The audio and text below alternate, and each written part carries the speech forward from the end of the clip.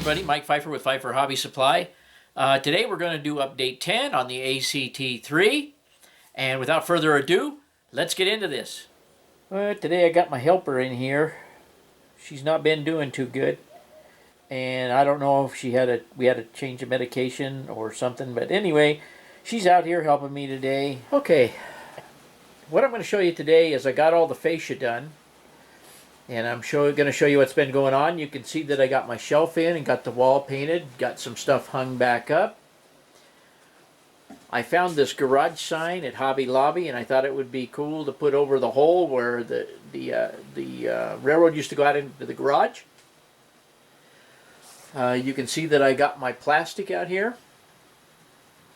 You can see that I have an end piece on the end of the layout here, and I have a hole in it right here because Mike Cannizzaro, a buddy of mine, decided that it would be a cool idea to have a tunnel that goes all the way around this curve. Well, that'll allow me to reach in there in case I have a derailment. So that's the game plan there. Let me turn around and show you the fascia on the other end. Okay, this part of the video is going to be for those who say that my grades look very steep. This is a single MRC 462 rather.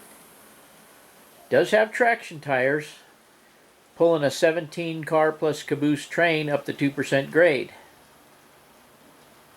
I think people were getting an optical illusion as to how steep the grade was. It's really not that bad. 18 or 19, maybe 20 cars if I'm lucky is about as long as I can go with a train. I've had this, I know that there's a lot of people passing out from shock right now. I don't have very many steam locomotives currently. I just got that one recently, just got a decoder put in it. But as you can see, it has absolutely no issues pulling a 17 car train up to 2%. And right now it's leveling off on the flat at the 4-inch mark.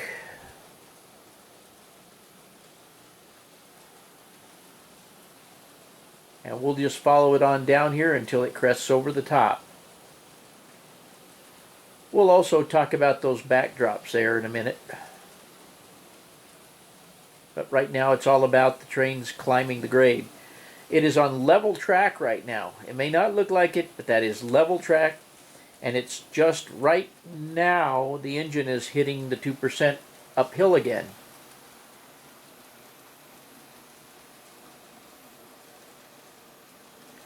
That other locomotive that you see there is an Undeck 282, also an MRC. And there again, it also has absolutely no trouble pulling this train up the hill.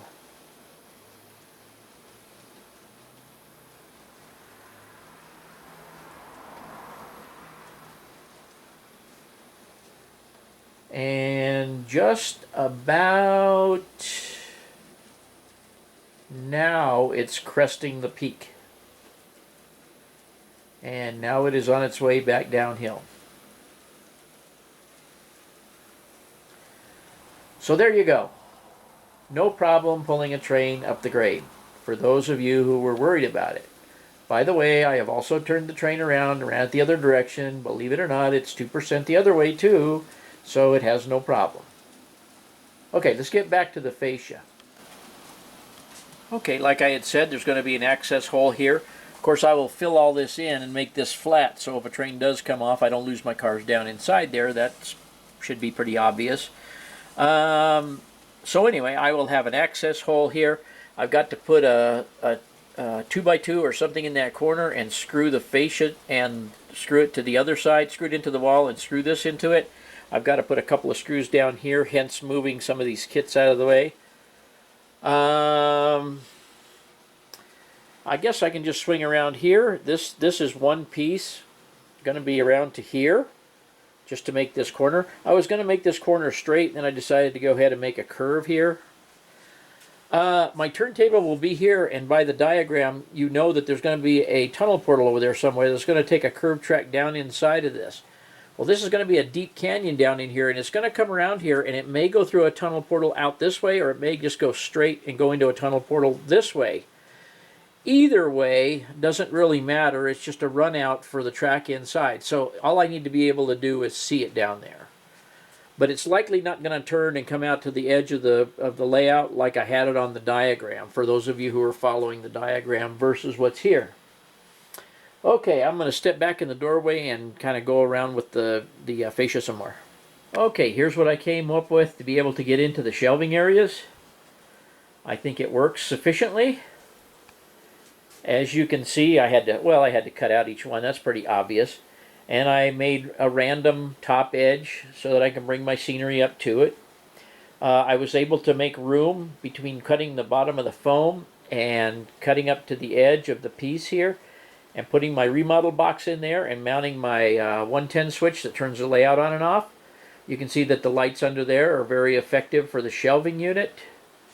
You can see right here I had to dip the fascia down, and it continues on randomly across the top. Goes down to that end because, and I just missed a spot. You can see the 1x4 down there underneath. I'm going to have to paint that black. But then it dips back down to hide the 1x4 that's directly behind that screw. Then it comes together right here.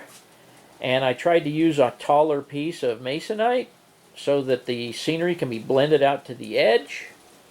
And if I back up here, as you can see, we come around this way, and it ties into the door frame. So pretty much, not pretty much, all of the fascia is done. The only thing I have to do is get some patching, some drywall patching, and do the seams the best I can, and a couple of mistake holes that I made, like right there. But other than that, the fascia is about ready to paint all the way around the room. And there's a journey all the way around the room. Okay, so that's what that looks like, and that's going to work well. I think one of my next moves is going to be to mount the DCC system. I have the bracket still under there. I think we just had an airplane go up the street. Anyway, mount the DCC system on there, and I need to get that up on there off the floor.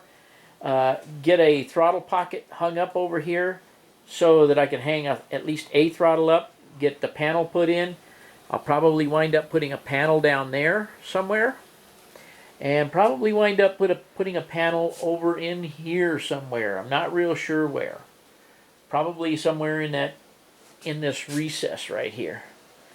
Just so I have panels to get to. Even though I have radio, I just don't like using it. I prefer to not have to screw around with batteries. So anyway, that's the next project, and then after I get that mounted up off the floor, get the DS64s hooked up so I can throw the mainline turnouts, which I'm going to do both turnouts on the end of each siding together. So I'll only have one switch for those two, and one switch for those two, and then I'll have one for the reverse section there, one for the reverse section over here. And then it will take a couple over there where it crosses over after it comes over the bridge. It'll take a couple down in here, but not a whole lot of them, at least on this portion of the layout. So I certainly should be able to get those hooked up so that I can actually run mainline trains without having to screw around and lean over the layout.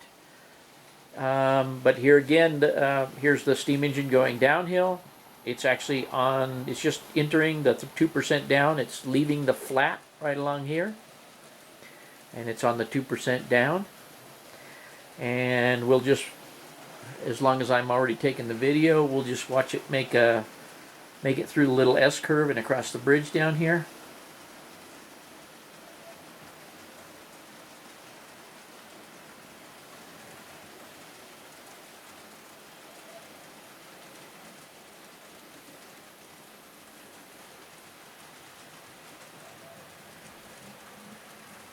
And of course then it comes out on the 1-inch high section over here.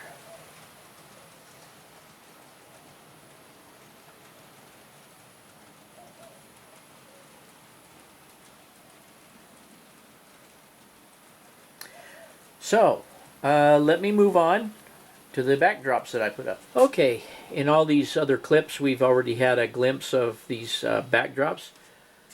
I did exactly what I said I was going to do. I cut them out of masonite, painted them up, and then screwed them to the existing backdrop. 3 screws are holding that one. You can see, very simple. They're not heavy. That one is bent in a curve around that curve. And then my real scenery will take off from there and go and connect to this one. And then this one will be real scenery all the way up to the top of this hill, up over the hill, and down, of course, to here. And then the valley, of course. So there's only places where I need some of this backdrop. I do think it's a little bit dark. I may go take a roller and wash some gray onto it. I don't know if I'm going to go to that trouble or not. I think by the time I get the other scenery up to it, there's not going to be a lot of it exposed. I've changed my plan. I was going to put the cliff dwellings down there. The space is too narrow. The cliff dwellings are going to go here, so there will be cliff dwellings in front of this. So I don't know how all that's going to tie in, but at least I have some backdrop mountains there. Now if I move on down here, the mountains change color a little bit going into the desert section. They're still a little bit dark, but as you can see, I have a mesa there. And then going on down, I have my real light mesa down there. And then there will be just southwestern scenery around that corner right there, blending into some low-level valley-type scenery down in here. That's kind of the game plan as to how they're going to tie in and why I put them where I did and made them the color I did. Like I say, I think I made them a little bit on the dark side, but certainly I think they'll work. And they'll all tie in eventually. So I'm not going to change them. If I swing around here slowly without making you sick, you can see that I retained a little bit of the painted mountain here. It'll bring scenery up to that. All that part in the back there is going to be elevated to 2 inches, with the exception of possibly the cut that's 1 inch going back in there. I'm not exactly sure. As I've said in other videos, I don't know what that little siding is going to be. It may even just be a helper pocket. I don't know what it's going to be. Nevertheless, I got some mountains in there, foreground mountains. Then I've got the background mountains painted in the thunderstorm, which I'll have to work on figuring out how to get the lighting to the mountains. I'm actually thinking about making a slope down on the other side of this, and possibly mounting the lights for the lightning along the back side of this. I don't know if that's going to work or not, but I may give it a try. Same thing back there, like mount the other strip along the back side, just underneath the track back there, pointing up at the thunderstorm cloud. You can see that I have holes in the backdrop back there. I'm going to try and figure out a way to patch those. I actually don't know how I'm going to do that, but that remains to be seen. And then let me tell you, I think I've gone over it, but let me tell you how this is going to tie in. Okay, I've said it before, and I'm just going to repeat myself again. I'm going to get a piece of 2-inch foam, and I'm going to make a template for this back section back here. And I'm going to cut a piece of foam out. I went and got another piece of 2-inch foam, and I'm going to put a piece of 2-inch foam in there and make sure it fits. Then I'm going to build a lake in there. And like I said before, a dam over there, and a little creek that comes down and underneath all this pooperoo and down to the side or front of the layout here. And then I'll wind up probably coming out to right here, since this is almost level to the pink foam. I'll figure out how to cut this down later. I have a foam cutter, Woodland Scenics foam cutter. It works well as long as you take it easy with it. Let me back up and show you some stuff I've cut. Okay, when I put the fascia up, this was along the front over here, and it was just sticking out that much too far for the fascia to fit up properly. So what I did is I used the foam cutter and cut it off. This is with the jigsaw blade I made, and this is with the hot wire. You can see yeah, maybe you can see. That hot wire does a really good job. So anyway, I would recommend that hot cutter. The only thing you can't do is force it, make it work too hard and too fast. It doesn't like that. and you'll break it right off the bat. It's not a very well made tool, but it's a functional tool. Okay, I think we've gone over this in other videos, or another video. But anyway, I'm going to build some kind of shelving unit that goes up here at least part way. Maybe leave room up there for a I don't know, painting or something like that, or a photograph. Anyways, but for right now, I want to be able to put my die cast and my models up here. And I don't have a whole bunch, but I do have some that I'd like to get out and display in here. This little shelf so far has afforded me the ability to put out my little Chico, who is quite a collector piece.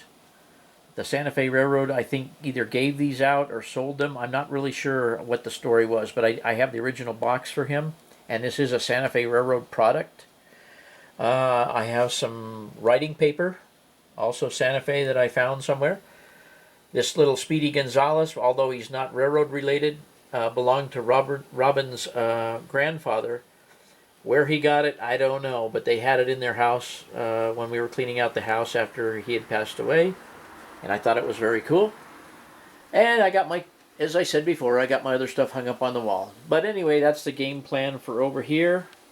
And I guess that's about it for today. I bought a whole bunch of old car model magazines recently. I know most of you guys are into trains, but the car model magazines have a lot of stuff that I remember as a kid in them, and therefore they're just a conversation piece laying out here. So for today, that's about it. And here she comes downhill again. And we'll talk to you guys again soon. Well, everybody, I hope you enjoyed Update 10 on the ACT3.